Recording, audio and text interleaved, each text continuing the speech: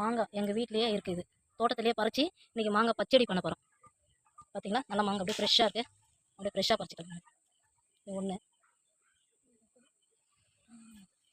இது ஃப்ரெஷ்ஷாக இருக்குது பாருங்கள். இது ரெண்டாவது மாங்காய், நிறைய காய்ச்சல் மாங்காய், நல்லா பறிச்சு இப்போ காது. இது ரெண்டாவது, நல்லா ஃப்ரெஷ்ஷாக இருக்குது பாருங்கள். இது தோட்ட பறித்து அப்படியே மாங்காய் பச்சடி. 2 மாங்காய் பறிச்சிட்டோம். இது பாருங்கள்.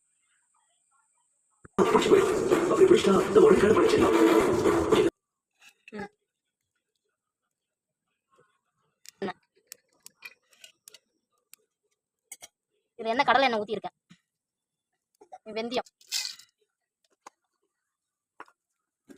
கடுகு, கருவேப்பிலை வந்து வீட்டிலே இருக்குது, செடி ஆனால் ஃப்ரெஷ்ஷாக இருக்குது. மாங்காய் அப்படியே செடியில் இப்பயே பறித்து இப்பயே செய்கிறோம் ஃப்ரெஷ்ஷாக, கடையில் வாங்கல மாங்காய்.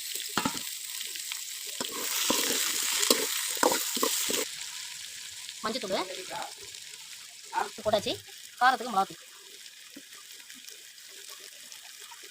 கல்லுப்பு கொஞ்சம் போடணும், அப்போ தான் டேஸ்ட் வரும். இது ஏற்கனவே பச்சடி போட்டுருந்தாங்க, அது வந்து கொஞ்சம் பெரிய பெரிய மாங்காய், இது வந்து பொடி மாங்காய் போட்டுருவோம். இப்பயே பறிச்சு மரத்துலேருந்து இப்பயே பறிச்சு ஃப்ரெஷ்ஷாக கொஞ்சம் லைட்டாக தண்ணி தெளிக்கணும், ரொம்ப தண்ணி ஊற்றக்கூடாது, ஆனால் வெள்ளை போடுறோம்ல அது. இந்த பொடிசாக கட் பண்ணியிருக்கோம்ல, சீக்கிரமாக வெந்துடும். வெள்ளை போடுறோம்.